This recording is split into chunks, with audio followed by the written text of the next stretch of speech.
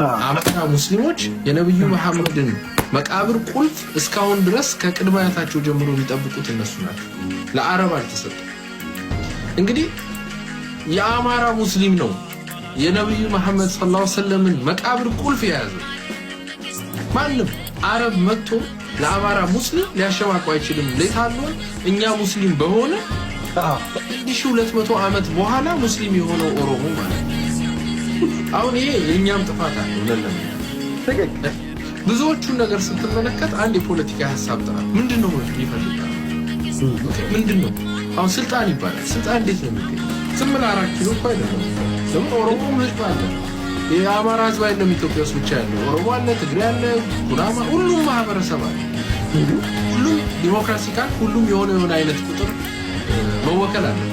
ኦሮሞ አፍተሮል 175 178 ወንበሩ የሚነካበት የሱ ወንበር አትወስድበት።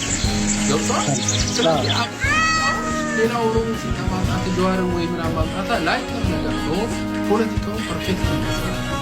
አንተ ያልከውን አማራዊ ህልም ያዘው የትናንቷን ኢትዮጵያ ጋር ኮኔክት ያደርግ። አሁን ትልቁ ችግር ኃይለ ሥላሴ ከወረዱ በኋላ አዲስ ሀገር ለመመስረት ኮሚኒስት የሆነ እምነት ጠል፣ ካልቸር ጠል፣ ታሪክ ጠል፣ በዚህ ውስጥ ደግሞ አማራ ጠል ቢጎዛ አብዛኛውን ነገር አማራ ሰርቷል ተብሎ ስለሚታሰብ ኢትዮጵያ ምንላት ደግሞ ከመንግስቱ በኋላ ያለችው እንግዲህ እርስ በርስ የተጋደልንባት ከ5 ሚሊዮን በላይ የኢትዮጵያ ህዝብ አማራው አብዛኛው በጦርነት ያለቀባት ከ3 ጊዜ በላይ ትልልቅ ረሃብ የኖረባት አብይ እንኳን ከመጣው 3 ሲቪሏር የተደረገባት እቺን ኢትዮጵያ የሚመኝ ኢትዮጵያ ካለ ሳቄ ነው።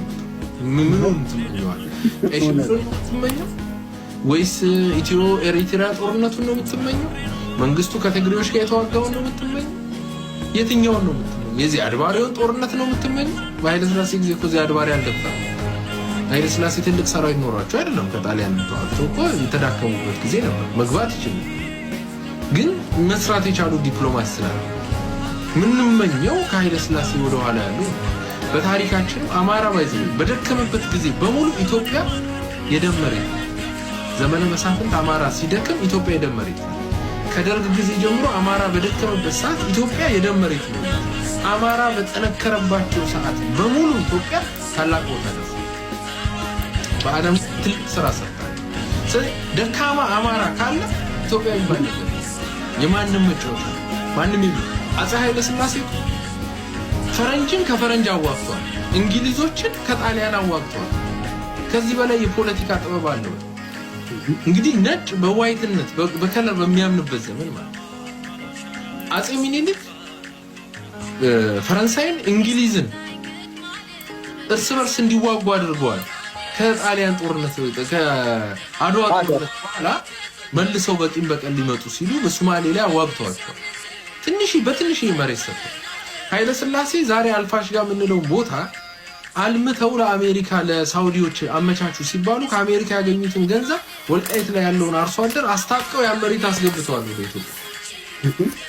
እንደዚህ አይነት ጥበበኛ ነገስታቶች ያሉበት አፍሪካ ዩኒየንን መስርተዋል 1963 ከኢትዮጵያ አርፈው አፍሪካን ማዳን ችለዋል።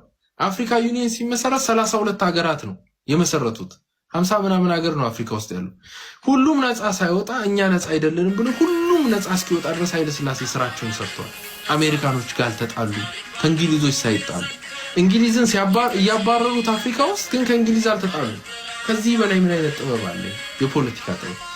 አማራው በዚህ መልክ ያለ ውጊያ ነው ስራውን ሲሰራ የነበረው። አየህ፣ ስለዚህ የጠነከረ አማራ ለብሔር ቅድም ብያለሁ። አማራ ወደ አዲስ አበባ ሲመጣ ሶማሌ ክልል ምክትል ፕሬዝዳንት ወይ የሶማሌ ህገ መንግስት መናገሻውን አዲስ አበባ ያደርጋል። ሶማሌ ሩቅ አይሆንም ከዚህ በኋላ። አየህ አፄ ሚኒሊክ እኮ ሼሆ ጀሌን እኮ በስማቸው ሰፈር ሰጥተዋቸዋል፣ አምጥተዋቸዋል ካሉበት ቦታ። ከትግራይም ያለውን ባላባት አምጥተዋል። የኩምሳም ወረዳ ልጆች እነ ደረሰ አመንቴ ደረሰ አመንቴ የውጭ ጉዳይ ሚኒስትር አግሪካልቸራል ሚኒስተር አድርገውታል። የሱን ዘር ከወለጋ አምጥተው እኛ ስልጣን ሲኖረ ከጥግ የሚባል የለም ኢትዮጵያ ውስጥ።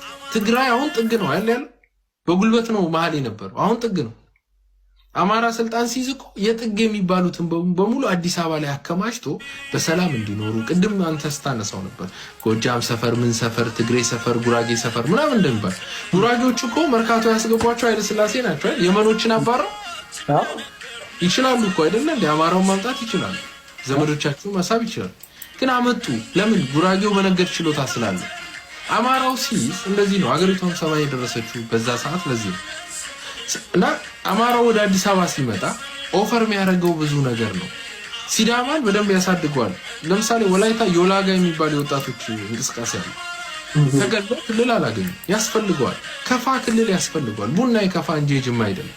አባጅፋር ስልጣን ይዘው ከፋን ነው ጨፍልቀው ሲያስተዳድሩት። ከከፋ ከጃንጅሮ ባሪያ እየሸጡ ነው የኖሩት። እና ብዙ ጅማ ኦሮሞም አይደለም በመሰረቱ ትክክል አረቦች ናቸው ሲጀምር። ያ ፋሚሊ ራሱ የአረብ ፋሚሊ የንግድ ፋሚሊ አንደካል። አማራው ነፃ የሚያወጣው ለምሳሌ አማራ ክልል አርጎባ ብትለው፣ ቅማንት ብትለው፣ ለምሳሌ ወደ ትግራይ ብትሄድ አውሪ አገው ነው ተንቤኑ። እንደርታ የራሱ ታሪክ አለው። 400 ዓመት ታሪክ አለው የራሱ እንደርታ። ባልጋዳሶፍ እንደርታ ይባላሉ። ፈረሰኛዎቻቸው ሮቤል ይባላሉ። እንጣሎ ላይ ሆነው ሲያስተዳድሩ የነበሩ ቤተሰቦች አሏቸው። ወደ አጋሚውም ስትል ሹማጋሜ ተብሎ ሰባጋዲስ የሚባላሉ እስከ ኤርትራ ድረስ ሄዶ ገዝቷል። አጋሚውም ነፃ ይወጣል፣ እንደርታውም ነፃ ይወጣል።